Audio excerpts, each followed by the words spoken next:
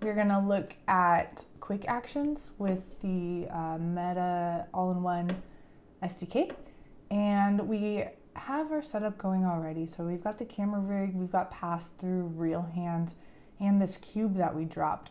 We dropped the cube because we were working with something that was grabbable. The thing is, we want to use our own models that we created in class. So we'll delete this cube. And one thing real quick that I noticed whenever I opened up my project is that it has 2 recommended fixes here.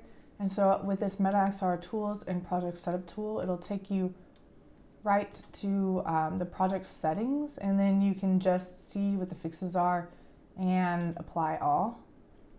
So first thing I'm gonna do is drop in my model, which is an OBJ, and I'll just drag it into the scene. So she looks pretty good. She looks a little bit large. I'll pop into pressing play and see how big she is real quick, or you could just use the simulator for a quick check-in.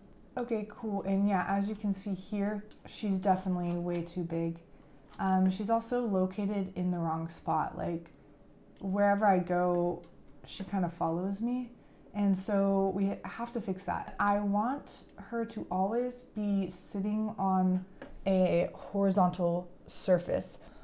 So the hardest part of this lesson today isn't actually the grabbable object, because like all you really have to do is take this object, right click it, go to interaction SDK here and add a grab interaction. And this thing called the wizard pops up. So when you like right click and go to that, that's called a quick action. And a lot of the quick actions, I am assuming all of them, I don't know, they all have this wizard. And before, using like the XR interaction toolkit, we would have to go and add a rigid body and make sure there was a collider and do a bunch of different things. And now we've got this wizard that is super duper helpful, because you just can come down here and press fix all, and it does the rigid body for us, and it adds a collider for us if we need it. Like here it says generate collider if we need it. So just read over this before you go pressing create, but let's see. For me, everything looks good. So the target transform is it's going to move our object. It added a rigid body and it added a grabbable script. So we're gonna do create. Come over here and sitting for VR, that's what I called my object. You can see over here in the inspector that you have a rigid body. We're not using gravity, it is kinematic. You can give it a different type of mass.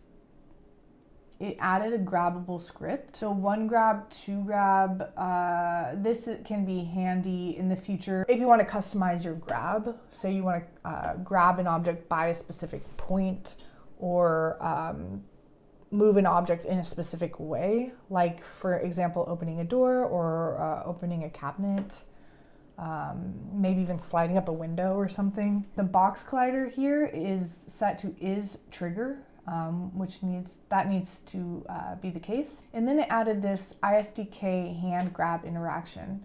So this has a hand grab interactable script on it. The point element, rigid body is here. It's got that grab interactable. So it's got a hand grab interactable and it's got a grab interactable. So I'm assuming it'll work for controllers as well. Everything looks good. So we can at first go and test to just make sure our grab interaction is working, and I'll just use the simulator for right now. So I'm gonna go, I can't reach down and grab it. I'm also going to right click and add distance grab interaction as well. The wizard pops up, double check that everything looks good. I'm gonna press fix all here, and it adds snap interactable. So I believe that, oh yeah, if provided, the object will snap back to this location once released. So I'm gonna add that.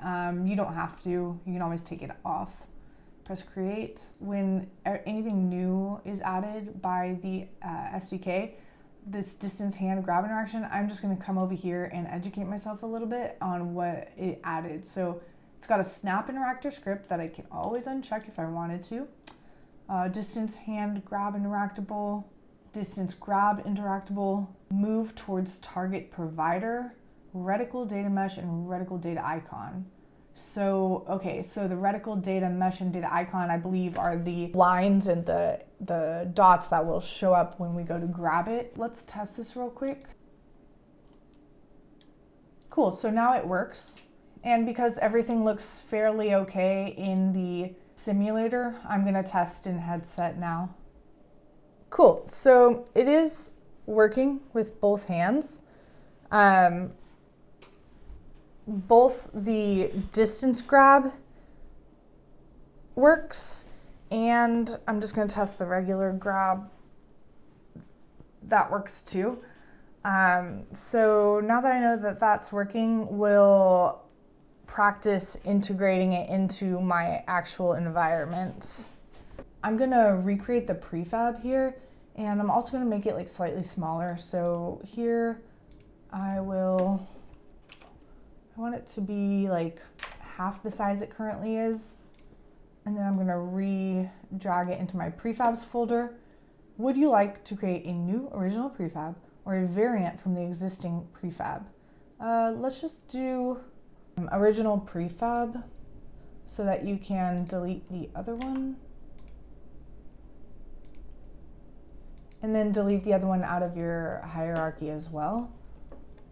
I'm gonna delete it in the game or in the hierarchy because I will be adding this prefab to my scene in another way. So now that we've sort of hit this intersection between we've completed something and we're moving on to something else, it's just going to be good practice to go to your GitHub desktop and push the changes. So now's the fun part with XR. I want to know where my table is and maybe where the windows are, and we can see where the chair is and all sorts of things. So the first thing that we need to do to set this up is to go in headset, go to your quick settings, scroll down to environment setup, go to space setup, and space setup. Cool. So you're gonna see my room a little bit here. Hopefully I don't have anything scandalous around. I don't think I do. So what you can see here is a scan I did before I reset my room. So I will just redo that. So does this scan match the room? No, it does not. So we need to edit it. Edit your scan. Grab the corners of the objects to adjust them, or select an object to rename it or delete it. To add missing objects, you can draw objects and start a new scan. Okay, so I'm gonna start a brand new scan. Yes. Start scanning. Cool, so you have to just move around the room. So this is a get up and be active sort of situation. Okay, so basically I'm just going to look up and down the entire room and be as detailed as possible with it. So it says my scan is good to go, but I am going to keep going just to make sure it's perfect. Cool, so you can sort of see this mesh that it's creating with all of these triangles. Alrighty. You can see it outlined my doors. Maybe that's from the last. All right, so scan's good to go. We're gonna finish.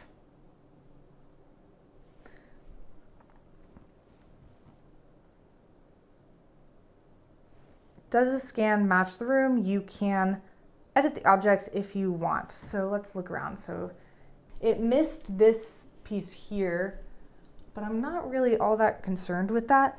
The only thing I truly care about in this moment is there a desk or like a horizontal surface for my model to sit on? So it did miss this one. So maybe let's try editing it. Let's do draw objects. Draw objects on wall, press the trigger button to put a point on the corner, then put another point in the corner of the opposite side. Let's see if it'll draw this table for us. Kind of worked. What kind of object is this? It is a table. Cool.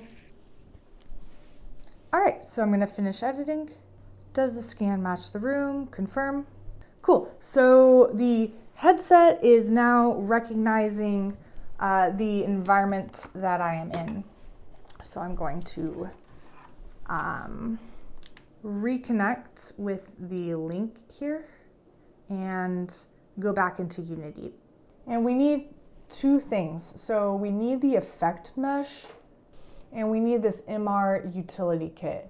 So I'm gonna add the effect mesh and it added the MR utility kit for us. Okay, so the effect mesh applies special effects to physical objects such as furniture, walls, and floors, which can make mixed reality experience look more immersive and engaging. So there's a lot more you can do than like attach an object to a surface. You can really make you can add like shaders, which I know practically nothing about. You could add textures to things. You can transform the environment so people can actually interact with the environment, but it looks totally different in the headset. So really, really exciting potential for this class to explore. Cool, so I'm clicking on MR Utility Kit here, and I see they've got a MR UK script. And because I don't fully understand it, I'll probably go either to the documentation or to Claude AI and ask. Go to the effect mesh and just look at it. It's got an effect mesh script. Spawn on start, current room only is fine. The mesh material is gonna be a pre-rendered one if you don't create one in headset.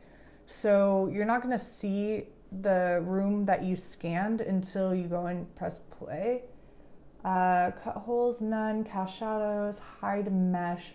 So we can hide mesh eventually, but for now, I don't want to hide the mesh. I just want to make sure we can see it. So let's press play and see what happens. So you can see here in my game mode or game window that you can't see my actual room, but you can see the mesh that it created for like the windows there.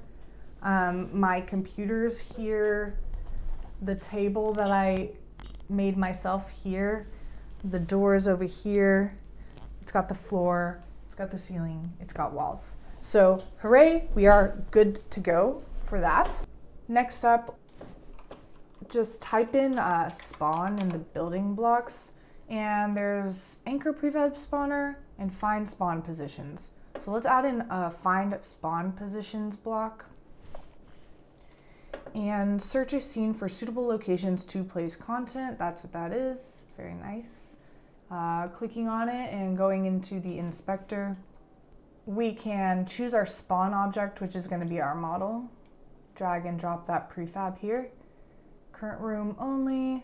Spawn amount. So it's at 3 right now, meaning that it's going to spawn 3 models, but I only want 1, so I'm going to fix that. And then max iterations, if you hover over maximum number of times to attempt spawning or moving an object before giving up. So I'll just keep that there. Spawn locations. So I'll choose on top of surfaces. And if it's labeled as a table or other, that seems okay to me. I want it to be sitting on something that is a table or a horizontal surface. Okay, everything looks good. So I'll test with the simulator first, just because it's easier that way. And then if it looks good there, surely it'll look good in the headset. If you're testing interactions, I highly suggest just using the headset. But if you're just seeing how things look, the simulator is nice. So looking around, and voila, there she is, sitting very nicely on the table, and we can grab her. Woo. Cool, so now it's time to test in headset. All right, so I'm looking around my office and look, there she is. So I could maybe walk over to her and grab her. Ooh, no, I'm out of the zone. I'll just do a distance grab. So all you do with the distance grab is you take your hand, you do this when you see that ray cast and there's like this silhouette of her, you just pinch and you can move her around. And she's kind of moving around in a whole bunch of different ways. So I'll have to fix that, but I'm gonna let her go.